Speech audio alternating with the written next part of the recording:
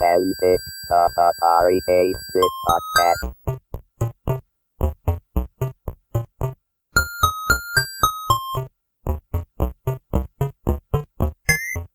Alda became the spokesman for Atari, right, and was doing all the TV commercials. And he was actually interested in the product set, and they sent him all the products, and so I was his contact for tech support. Really? Me personally. Wow. I never talked to him, but I would talk to his assistants. Mr. Alda's on line one. I'm Kevin Savitz, and this is an interview episode of Antic, the Atari 8-Bit podcast. Bill Bartlett worked at Atari from 1981 through 1984, where he was a product support manager for the Atari Home Computer Division and also did user group support. He also wrote the Diskette Mailing List program, which was sold by Atari Program Exchange. The Atari Christmas video that Bill describes is online. There's a link in the show notes. This interview took place on April 16, 2015, in person at a supermarket deli in the Portland, Oregon area. I apologize for the background noise. Recording in this situation is not a mistake I will make again. I was initially hired in March of 1981 to be the product support person for the accountants, which was a business package that Atari had purchased and was marketing. And it was their attempt to be a legitimate business platform. Was that the product that came with the keypad and then some software? I'm not sure how it was packaged. I was mostly supporting the software. I don't remember, to be honest, I don't remember a keypad option. It was an accounting package. Trying to run a business on 88K floppy disk drive. Right. And I guess it had moderate success. There was a lurking problem we could never find. It was supported by a guy in New York, so I was on the phone with him a lot. There were a small number of users who would just lose data. And we could never replicate it, we could never get to the bottom of it. So that's where I started. I did that for about a year. How'd you get hired? I don't remember the mechanism, but I got an interview. I saw probably an ad in the paper. I responded to it. I had one interview, and they hired me on the spot because I had 4 years of experience working for EDS. It's Ross Perot's company. He had actually purchased a small company I worked for. It was their first acquisition. And I was programming business applications on Data General mini computers. And so they hired me because I had all this experience working with large, medium-range systems, down to like the blockchain and files, reading and writing from disk. And so that's how I got hired. And I did that job.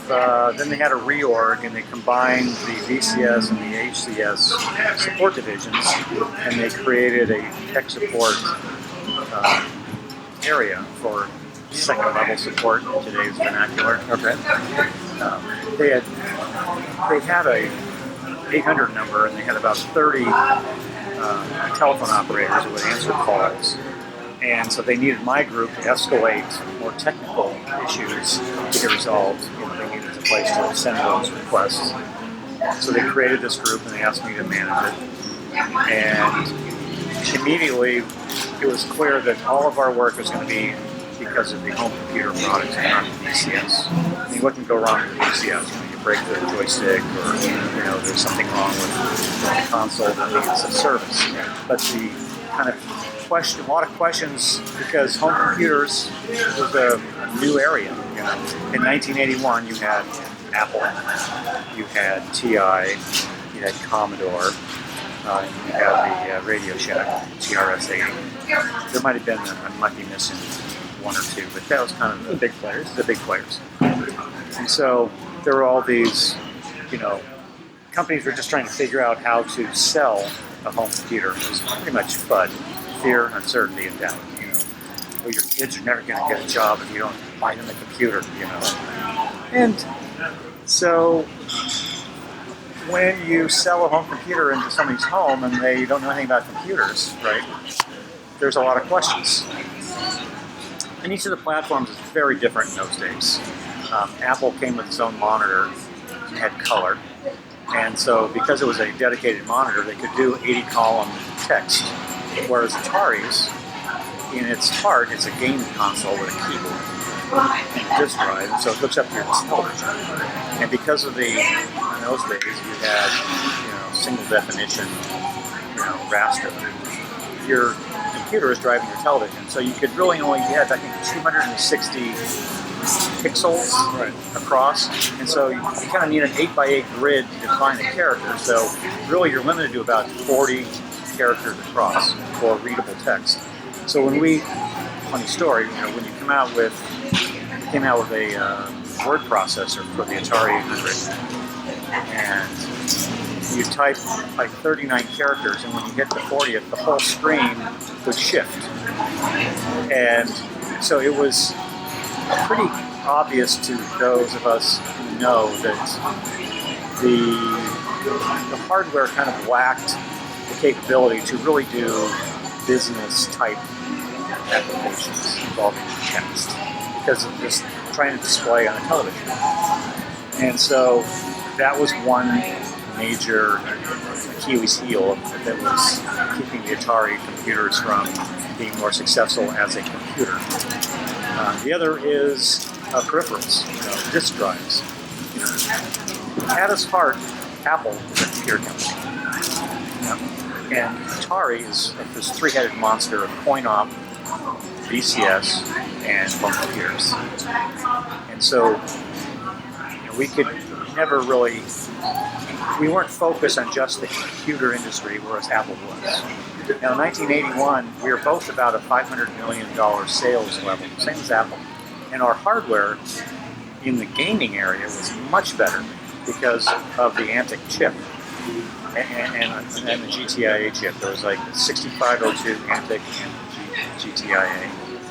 And it was the Antic chip that drove the television. And so because it was implemented in hardware, whereas in the Apple world, all of their video was run through RAM, dedicated hardware chips.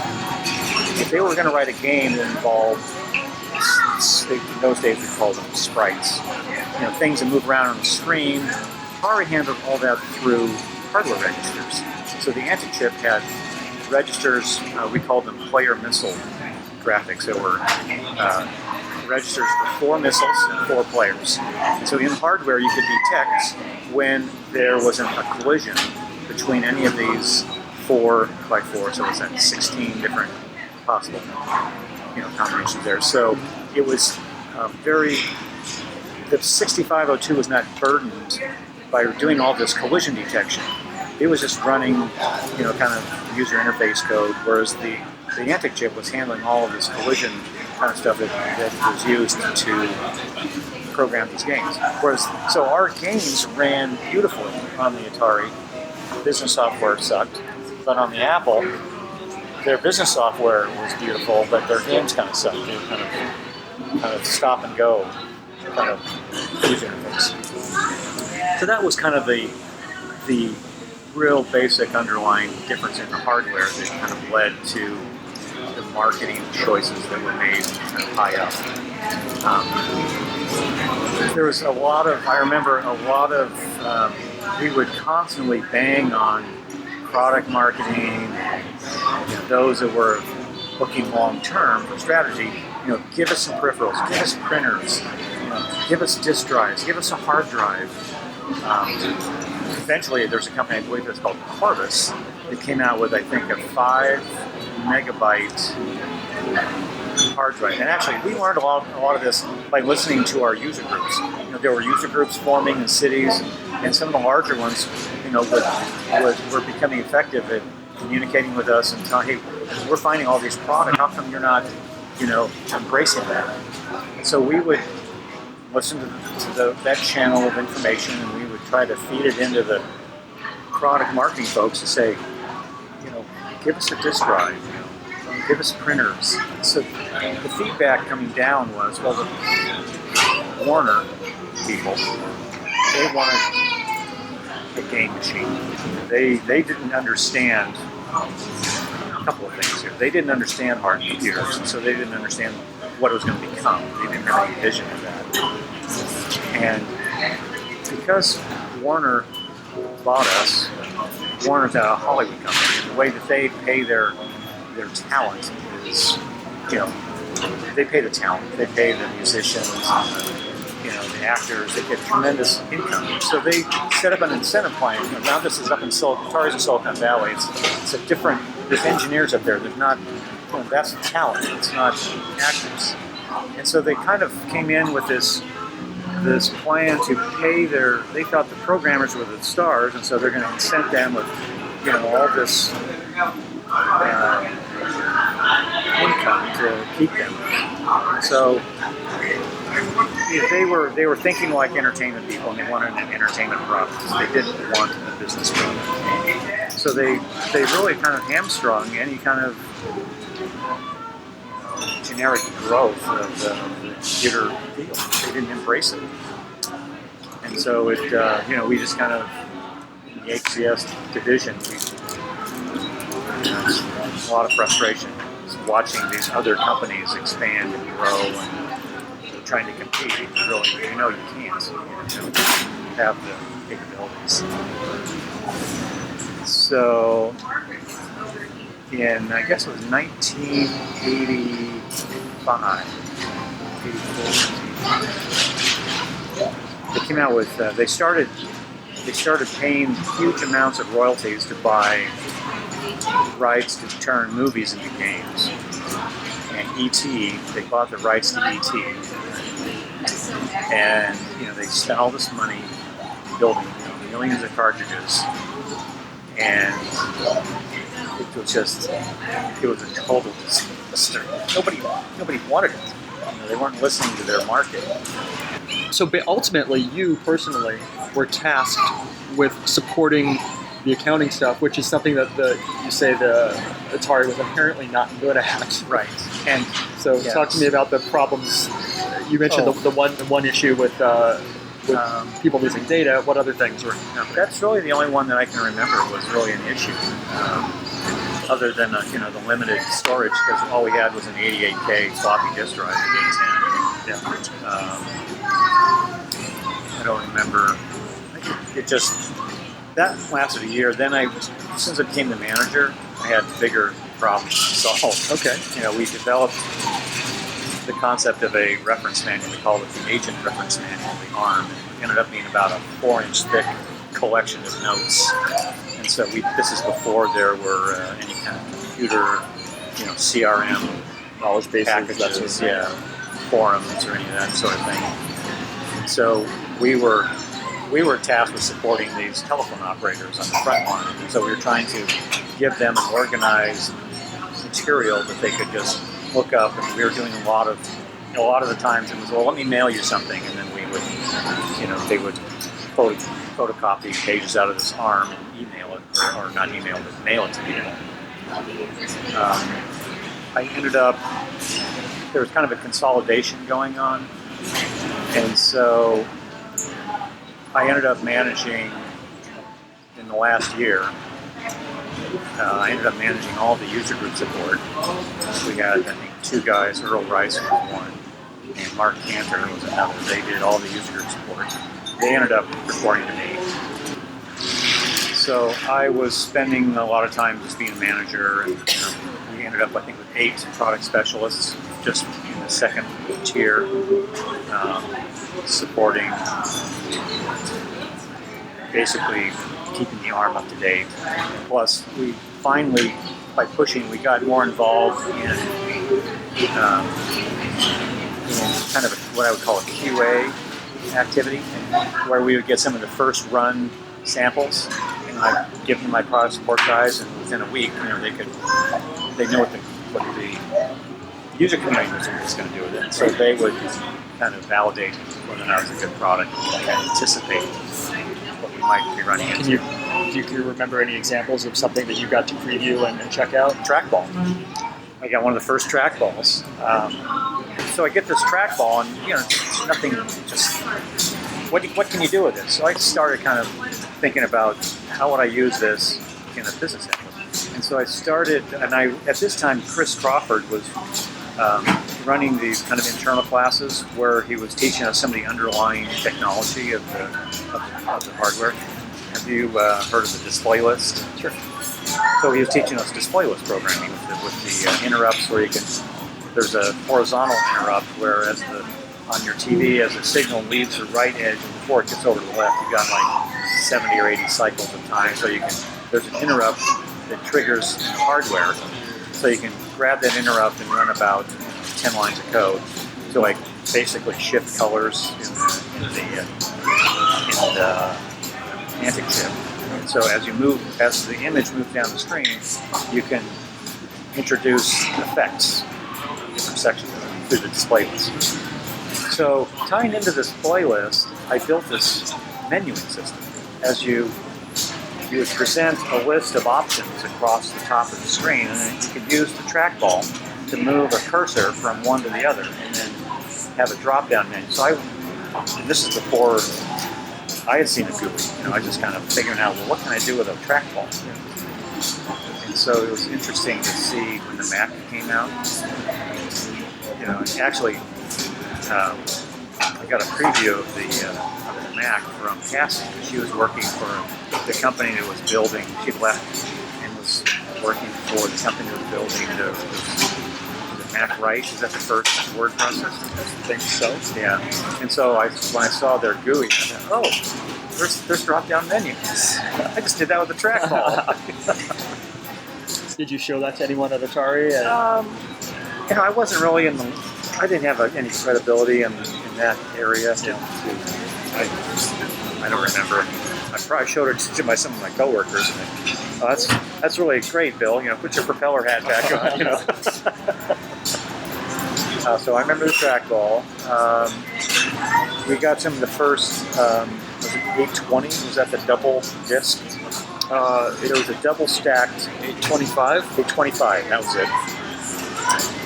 So we got, and there was I think they extended from 88K out to 132K on one of the drives. And we got one of those, John Clark is his name, one of my 8 product specialists, determined that there was actually a bug in the BIOS where it wouldn't go beyond 88K correctly. And so we were able to stop, production of that and fix that problem before it went out. That product never actually was released, the double drive. Okay, so maybe it wasn't fixed. Yeah. or who knows? Maybe but yeah, so we did get involved in some of that, but not enough. In those days, and what I left Atari with was the knowledge that organizations need to integrate their customer service and their tech support into a holistic approach to development. A lot of companies in those days thought of customer service as the heat shield on the enterprise, where it would deflect incoming complaints, not as a feedback mechanism to go into the product quality in the first place. And so I kind of learned that lesson the hard way, and that has affected my every job I've had since, and how I interview and how I develop. After years of being the frustrated support person, I decided to be a developer and write good code to begin with. So I changed careers in about 1990 and became a developer.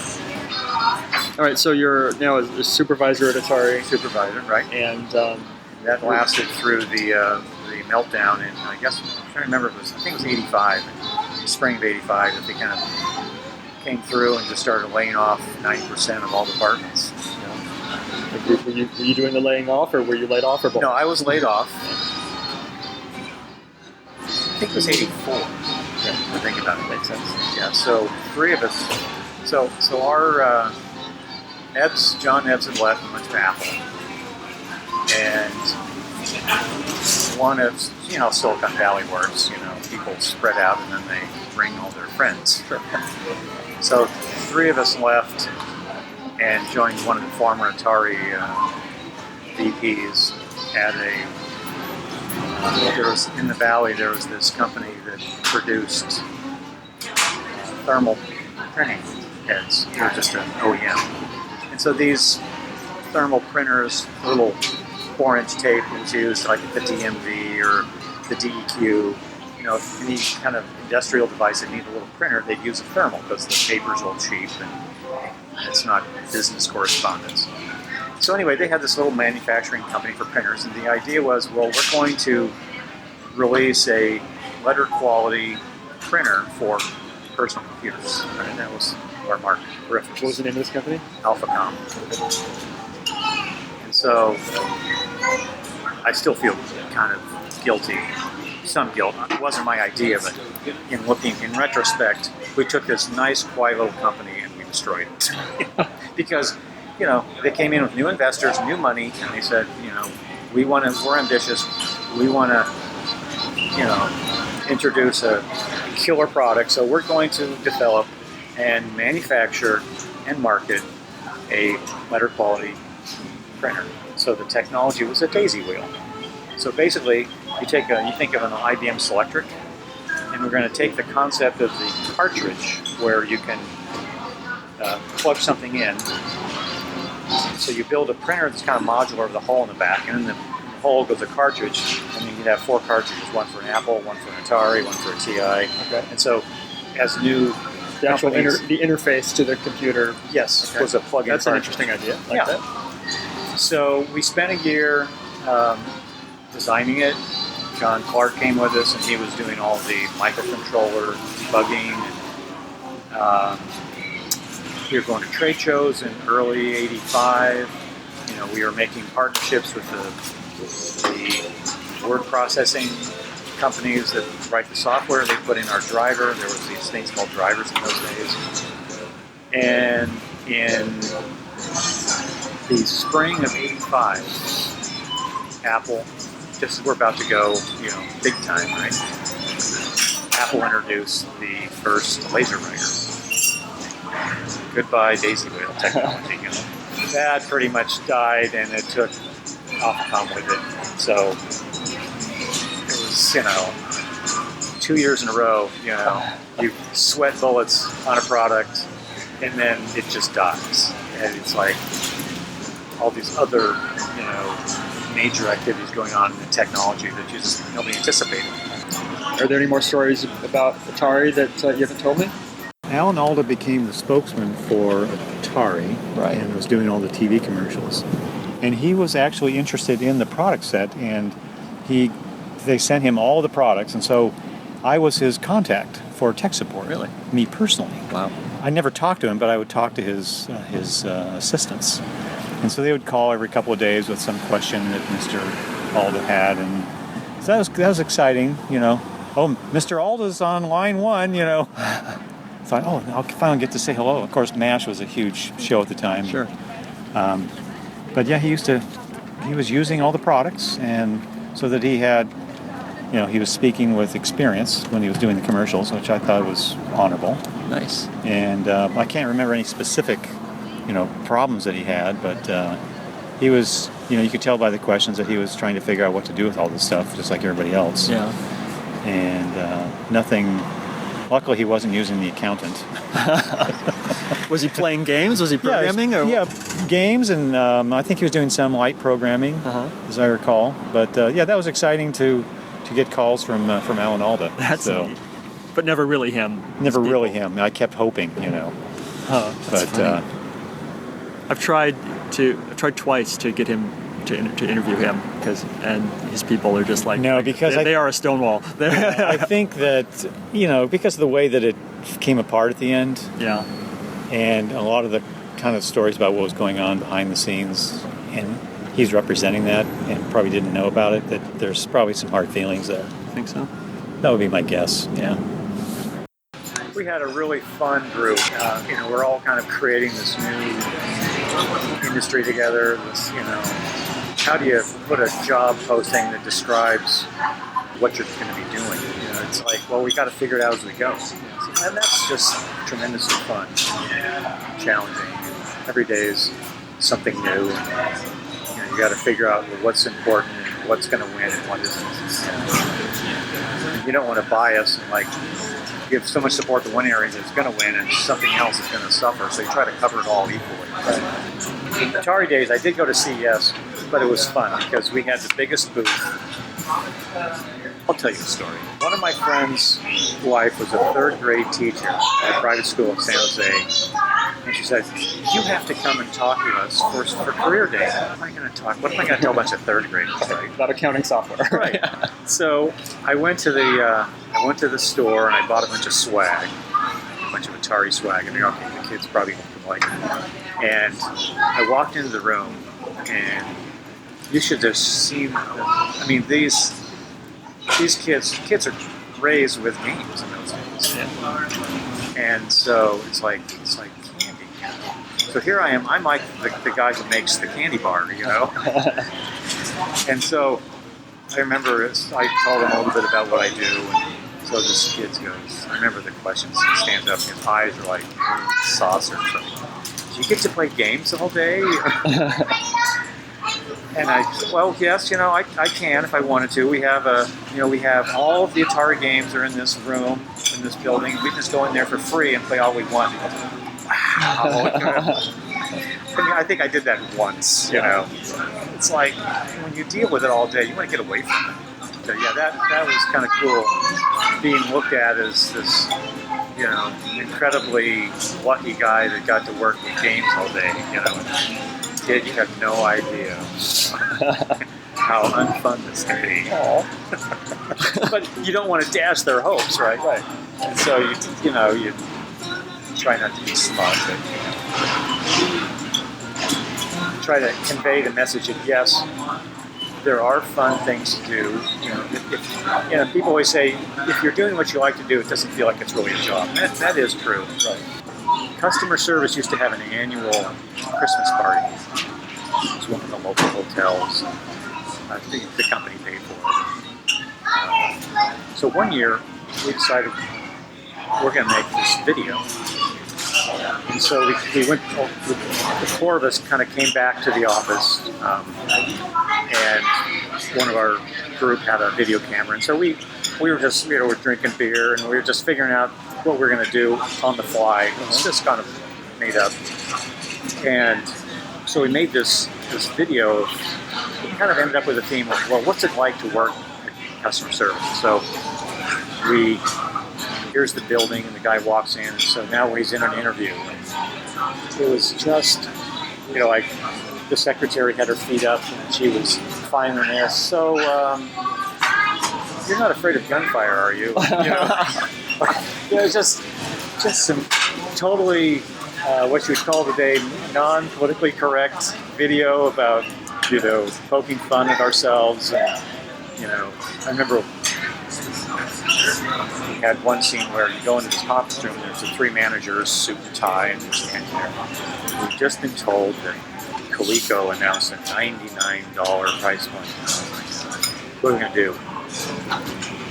And suddenly we all jumped up and went running out, and we have football pads on underneath, right? We're going to take the ball, we're going to run down the field, we're going to score, and we go storming out. It was just that kind of, it was just a blast. And we showed it for the first time at the Christmas party, and Chris brought down the house. So it's amazing. That was fun. The Atari Christmas video. I've got your Christmas video.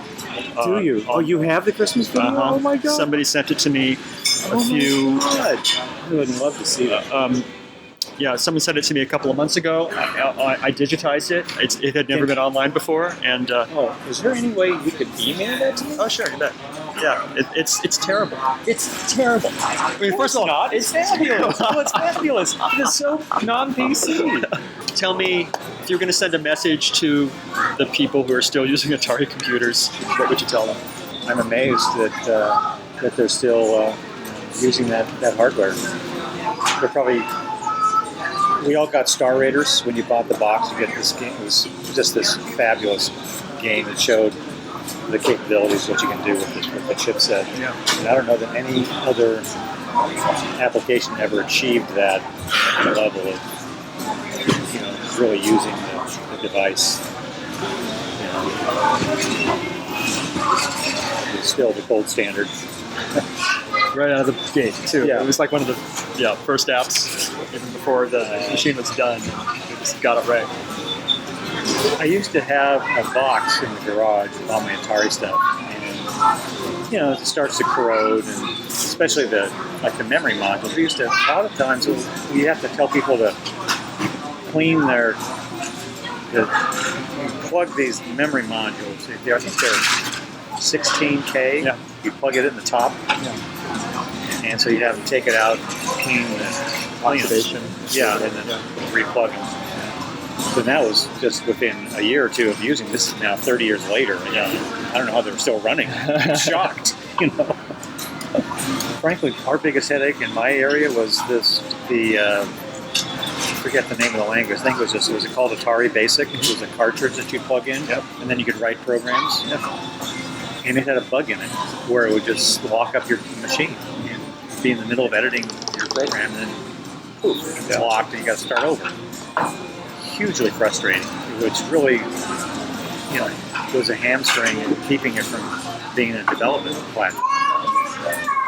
And I eventually got a new release of that.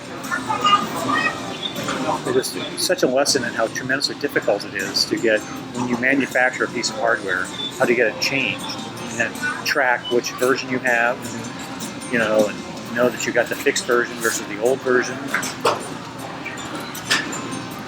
So I read later that the reason that it locked up was the program itself was compiled on an Apple, and the file, there's one byte at the end of the file that got munged. And so because of that, whenever that, it would lock up occasionally. Ended up there were eventually 3 versions of Atari Basic. By revision C, it was pretty much bug-free. I think version A had that lockup bug you're talking about. Version B fixed that, but then every time you saved a file, it grew by 16 bytes. I remember that. And then, so whatever, you're working up thing, you load it, the next day you save it. Eventually, it would get too big. Yeah. So I don't know how you clear it out. Yeah, you'd have to list it to disk, knife new, enter it back in, then resave. But who knew to do that, Right. Yeah.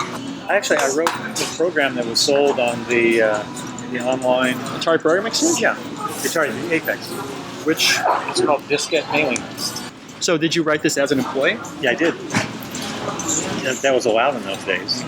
And did you also get royalty? I did, yeah. I think I got $40. Double dipping, wow. Nice.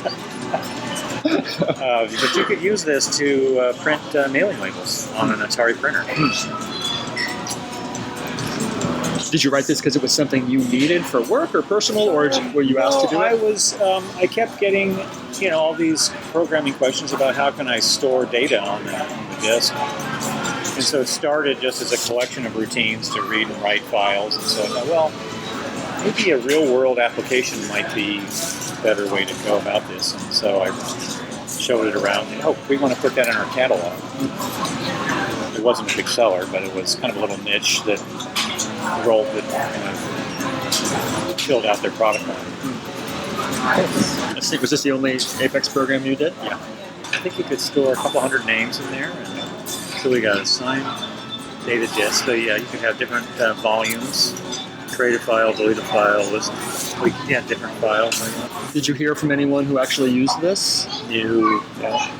I don't think so. I don't remember. No fan letters? I think there was about maybe 1,000 copies that were sold. As Atari was melting away, I got the list of users. I think I might have tried to reach out to them. I don't remember. This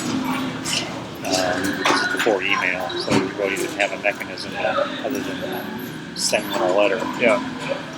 So that's about a $300 hit. And I made $100 the first pass. So I think maybe I had a new version or something. Mostly I worked on the 800 platform. The 400, nobody, I don't know. You only had the one slot and you couldn't do much with it. It's more of a game platform. But the 1200, I remember that was a really slick design. I remember spending a lot of time making sure everything worked on the 1200 like it did on the 800. That's a lot of what my group was doing, is running QA testing, regression testing, I guess we call it today. There was an article published in one of the magazines that I disagreed with their point of view based on the information that was given to me from inside the company about a support issue with one of the programs. It might have been Atari Basic, or it might have been, I don't remember which program. So anyway, they wrote this scathing, Atari is evil, they're not listening to the community, and they're not fixing things kind of attitude. And so I took them to task of, we are addressing it, we have a solution, and this is the solution. So they took a whole page and they published my response, and they headlined it Stonewall Bartlett. Like I was part of the evil stonewalling process within Atari that was keeping the community from having the most robust platform. And yet I was the guy in tech support that was trying to make it happen. And yet I'm being blamed for being the stonewall. You could probably, if you have access to all those publications, you could probably Google it today and find it. But my coworkers had endless fun calling me Stonewall, and I got swag with Stonewall on it, and I kind of became known as Stonewall Bartlett. There it is. Oh man, this was Creative Computing Magazine, Volume 9, Number 10, the Outpost Atari column written by John J. Anderson. Yep, that's it. It says, let's see, I'm just picking up from the middle. Yeah. So it says, of course, when you're wrong, you're wrong. This one made me chuckle. James Rose of Long Beach, California is one of the faithful Atari fans that took mighty pen in hand in the letter writing campaign to help kill the 1200. He got a delayed but interesting response and took the time to share it with me. It is signed by a Mr. William Bartlett, manager product support. In part, it read, quote, the article this is your quote within the article. Yeah. The article you refer to from Creative Computing was misleading in several ways. The 1200 XL will not be redesigned. There will not be a return to the 400/800 system. There will not be an expansion chassis feature available. The 1200 will continue to be sold in its original configuration. And then the back to the author of the article says, oh, shame, Mr. Bartlett. I may have made a misstatement, but you are the one who is misleading. Don't believe a word of it, Mr. Rose. Fact is, if you and other Atari loyalists had not made the effort, there would have been no return compatibility or expansion capability in the new machines, and Mr. Bartlett's statement would be true. The 1200 would not have been discontinued, and Atari computers would probably have disappeared entirely by now. Interesting. Yeah, see, this is where I felt like the company kind of set me up to fail by keeping me misinformed, or not completely informed, right? But my coworkers had a lot of fun poking fun at me as Stonewall Bartlett. So. Well, you wrote a nice letter to a magazine, and they just took you against the wall. Yeah, they sort of I was the whipping boy, and I knew that there was other things going on that I didn't have privy to. Right. So I did the best I could. Sorry, Mr. Rose. I owe you coffee. I tried. There's no conspiracy theory. I'm not part of a campaign to misinform. So you say, sir. Yeah, so I say. I challenge you to prove otherwise. This is great. I think that's what I need. Okay. Thank you very much. Devin?